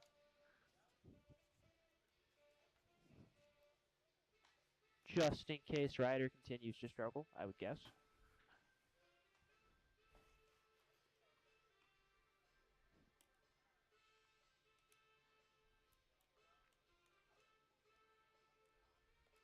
Again, it's the top of the lineup for the Dragons, so an opportunity for them to pounce.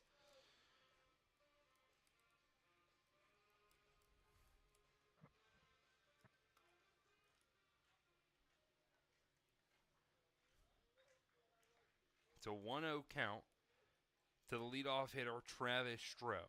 McLaughlin stands at third. Moat stands at first.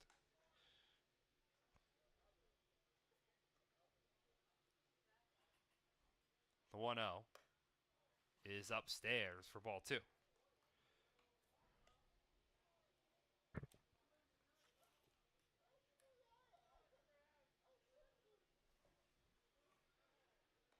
So Ryder comes set, checks on Moat at first. The 2-0 upstairs for ball 3. So now that's 7 straight balls for John Ryder. Yep. And if you're Travis Stroh, the bat doesn't need to come off the shoulder 1 inch. The 3-0 is in there for strike 1. First strike in 2 batters.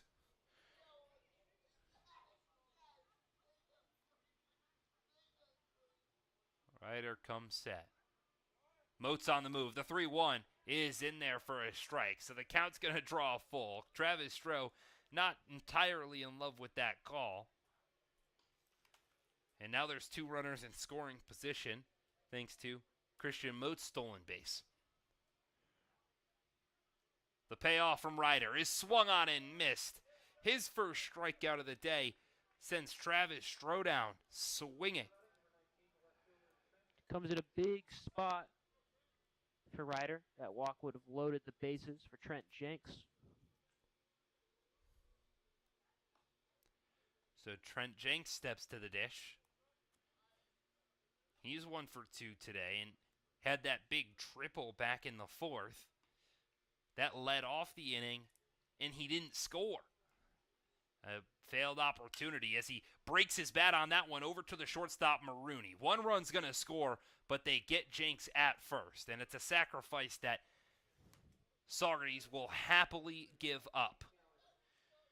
So the Dragons make it a 4-run deficit, but there's now 2 outs with just 1 runner on second.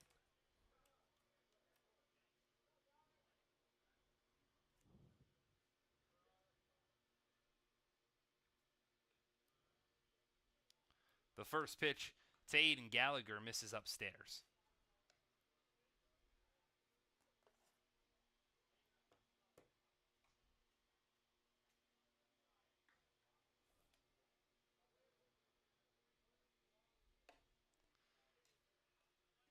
The 1-0 is called ball 2.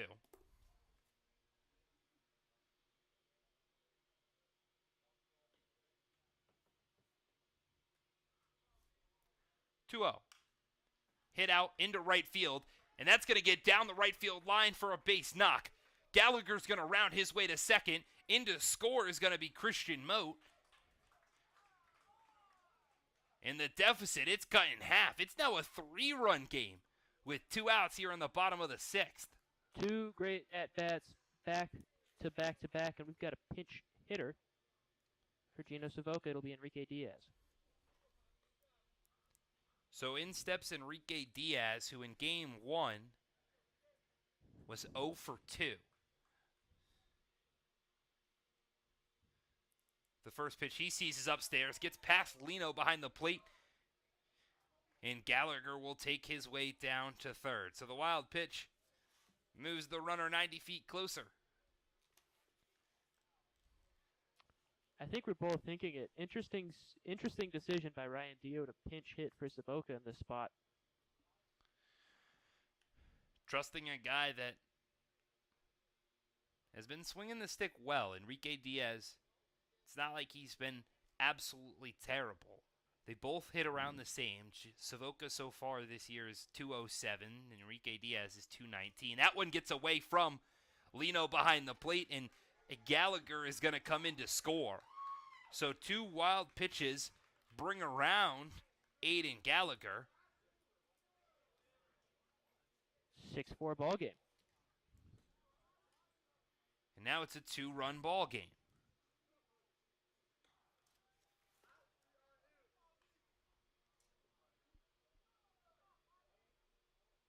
The 2-0 bounced in the dirt. So count is now 3-0.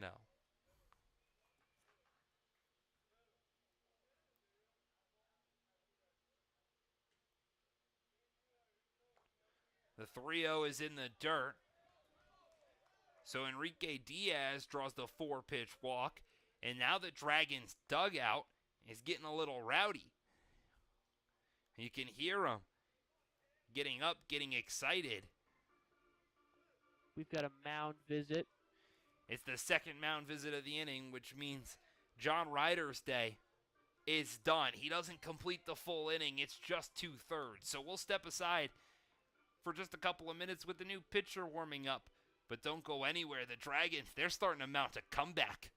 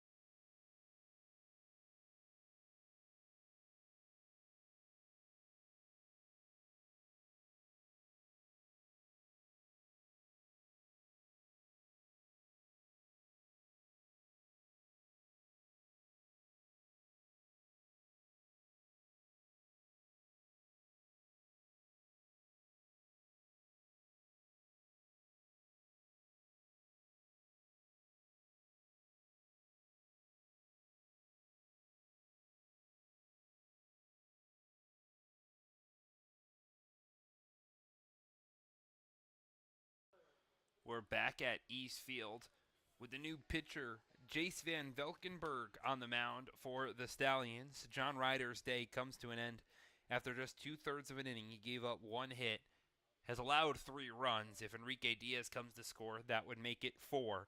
Walked 2 batters and struck out 3. Van Velkenberg has got to face Cameron Biller as his first batter, and that pitch nearly nails him. Van Valkenburg, a familiar face. We've seen him before.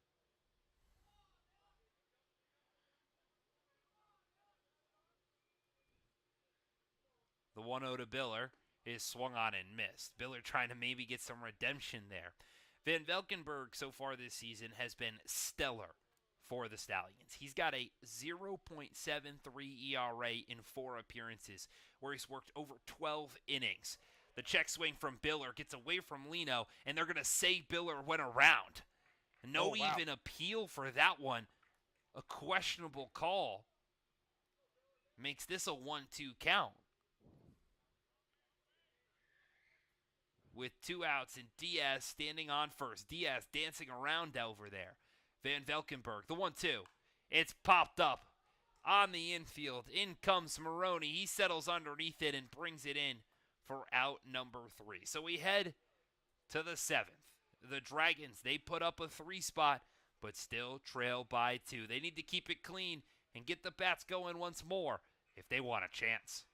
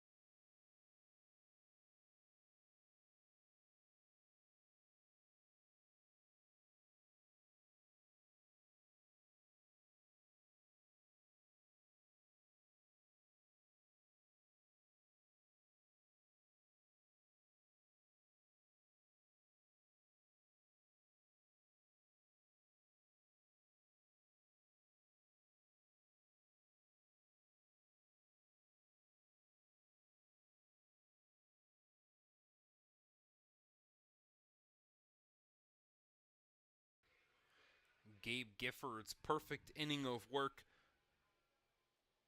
comes to an end, and he kept the score where it's at, allowed the Dragons offense to put up 3. Well, the new pitcher, Andrew Gabriel, looks to do the same. Welcome back to Eastfield here as we enter the top of the 7th. Alongside Luke LaRose, I'm Nathaniel Cunningham. Gifford, in that one inning, walked 1, struck out 1, didn't give up a hit, didn't give up any runs. Andrew Gabriel will look to do the same as he faces 5, 6, and 7 in this Stallions lineup. It's led off by Jamie Z, the third baseman, who watches the first pitch strike.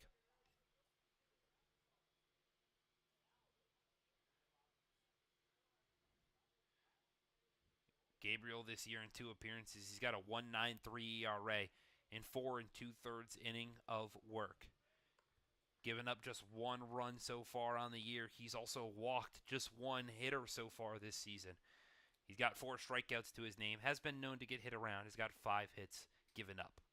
The 1-1, that one's hit a mile high out into left center field. Over goes Stroh, but he brings it in with ease for out number 1.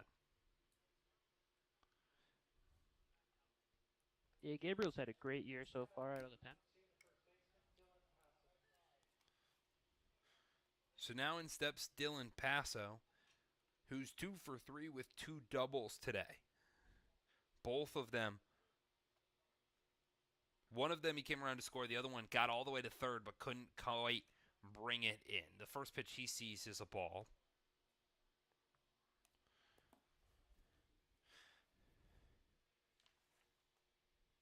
Passo, the first player today with multi-hits. Nobody else today has had a multi-hit game. That's here in Game 2 or earlier today in Game 1.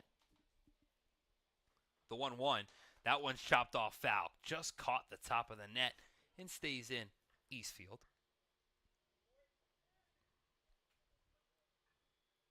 It is completely hit nightfall here. And yet the temperature seems to have stayed the same, but I know it's definitely dropped quite a bit, all the way down to 82 as the 1-2 misses high. I can tell you it doesn't feel like 82. 15-degree temperature change might not help it when you've played 2 full games of baseball. That one's hit a mile high. Over goes McLaughlin, tries to catch it, but it just gets out of play. Almost by a couple of fans on the concourse, and our very own Billy Floyd has got a duck out of danger.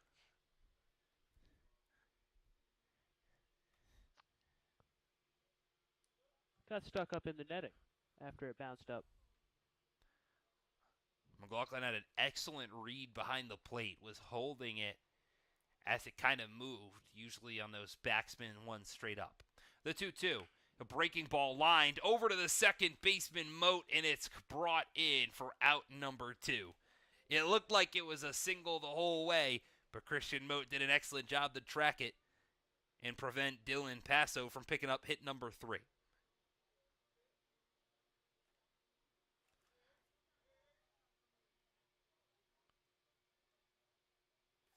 So instead, Ryan King steps into the box. He's 1 for 1 today. Got 2 walks to his name as well. Watches the first pitch breaking ball in.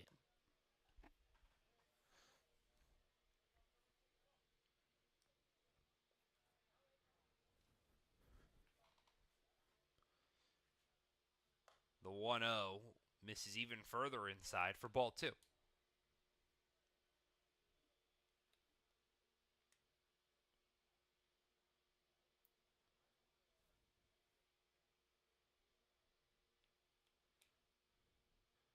The 2-0 tries to get a breaking ball in the top of the zone. He's tested that corner 3 times in a row. 3 times comes up empty-handed. The 3-0 from Gabriel is in there for a strike.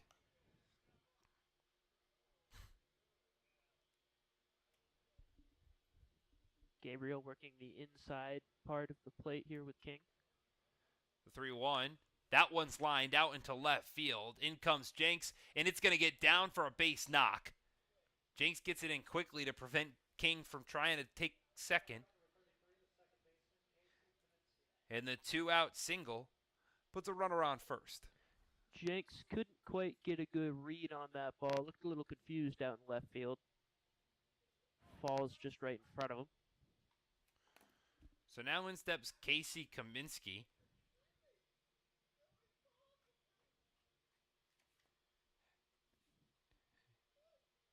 The first pitch he sees takes a cut on.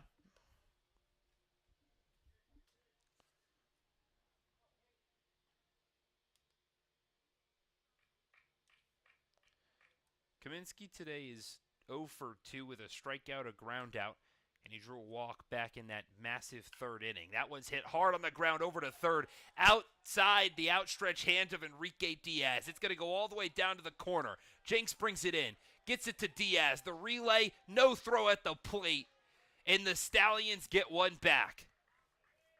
It's now 7-4. Saugerties in front, and that might be the dagger. A 2-out double from Casey Kaminsky makes the lead 3 runs once again. You couldn't ask for a better hit ball than that. Right down the line into the corner. Scoring from first all day. Second double of the year for Casey Kaminsky. He would love to add a run to his score total as Anthony Lino takes the first pitch, grounds it over to the new shortstop Sweeney, who delivers over to Biller at first. So the Dragons, they'll have quite a bit of work to do. They now trail it by 3, and they've got only 3 outs to work with. Can they get it done? Well, it's the bottom half of the 7th, and it's right after this.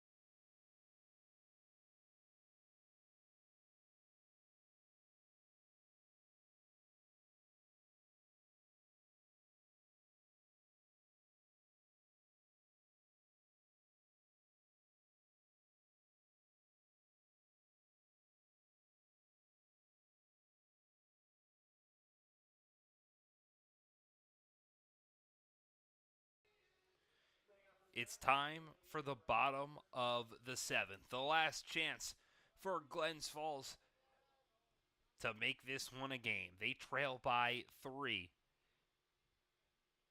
with only 3 outs to go. Jace Van Velkenberg will step back out on the mound for the Stallions. He's got to face 6, 7, and 8. The first pitch he throws to Robert Mello is a strike.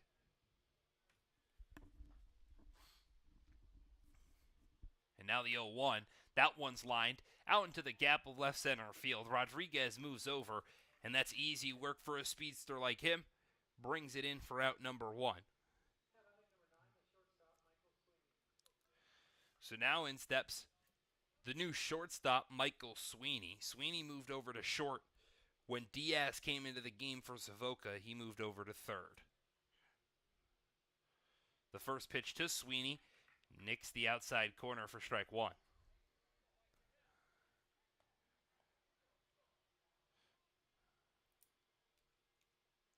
The 0-1 is outside. You could hear Reese Maroney and Jamie Z. They thought that one was a strike, but instead it's evened at 1-1. That pitch is fouled straight back.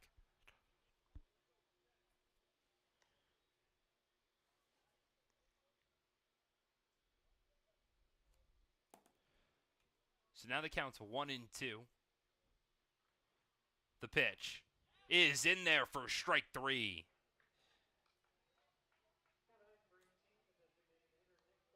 A big strikeout for Jace Van Valkenburg. His second of the day. Puts the final out on the board, and Nick Galello trying to play spoiler. The first pitch he sees, he takes a massive cut at and comes up empty-handed. Galello trying to keep the game alive with that swing. That ball spiked in the dirt. He just swung out of his shoes. The 0-1 takes a half-hearted swing at it, bounces off the plate. But he didn't go around, so the count will even at 1-1.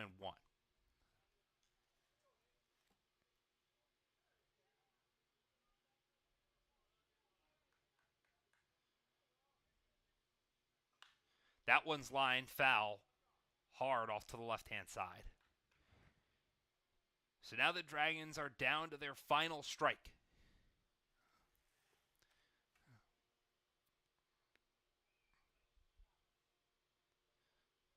The 1-2 is popped up. That'll get out of play off to the right side. Both Lino and Paso had excellent reads on it. They were working their ways over there, but not able to bring it in.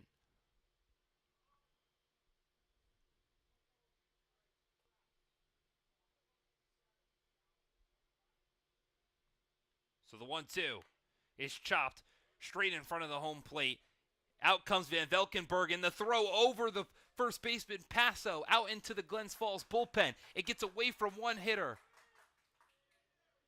And immediately Galello works his way to second. Maybe he could have worked his way to third. Had the umpire not gotten in the way. The Stallions lost the ball out there, and it ultimately was called out of play. So Galello had to stop at second, and he reached via the E1. So now we'll have another pinch hitter. In for the catcher, Brendan McLaughlin, is Joe Carpier's. Coming in to maybe bring in a run, make this a game. The first pitch he sees is bounced in the dirt, gets away from Lino, but he keeps it in front of him. Excellent play from the catcher at a high point.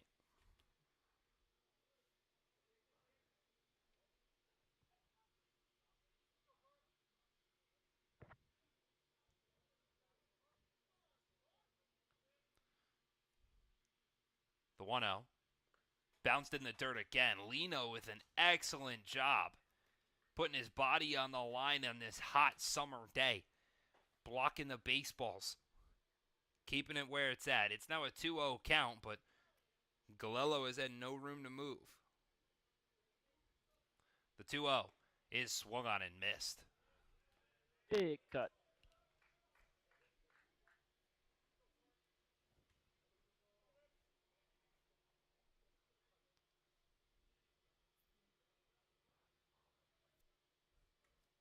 The 2-1. Another massive cut from Joe Carpier's. Puts the Dragons in their final strike once more. Galello stands at second. Van Valkenburg comes set. The pitch. It's bounced in the dirt. Another great stop from Anthony Lino. The count now draws full.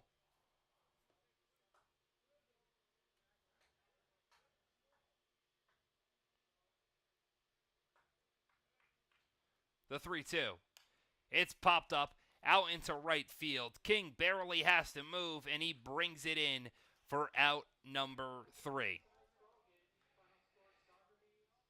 It didn't take much for Saugerties' offense to finally open up.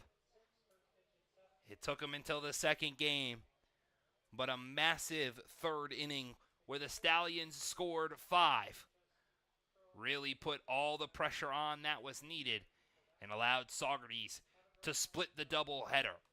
The Dragons win game 1, 5-2. The Stallions win game 2, 7-4. So at least you split the doubleheader. Back home tomorrow, I believe. Against... Tomorrow, the squad returns back home to take on Oneonta, who they took down back on Thursday. That started the home stretch. It was the first home win of the season for Glens Falls against the Outlaws back on the 19th. So they take on Oneonta again on Tuesday. Then it's the Utica Blue Sox for the first time all season on Thursday. And then you get a chance at redemption against Boonville on the 27th. A chance at a redemption against Saugerties? Well, that'll happen next Saturday on the 28th. We'll have coverage of that one as well. But the Dragons split the doubleheader today. Their record, it improved for a little bit. They got up to 6-10, but it falls back down to 6-11. Here at home, they're 3-6 now, so still getting ever so slightly better. But for a team that was 4-6 over their last 10, now they're looking ever so close to, again, breaking through that door. Getting closer, yeah. And over their last 5, they're 3-2. So nothing to complain about when you look there. Nothing wrong with splitting a doubleheader. Sleep this last one off. But now it matters about coming back tomorrow and taking on Oneonta. All right, that's all here from East Field from our entire staff with the Glens Falls Dragons. From Luke LaRose, I've been Nathaniel Cunningham. Glens Falls splits with Saugerties 1-1.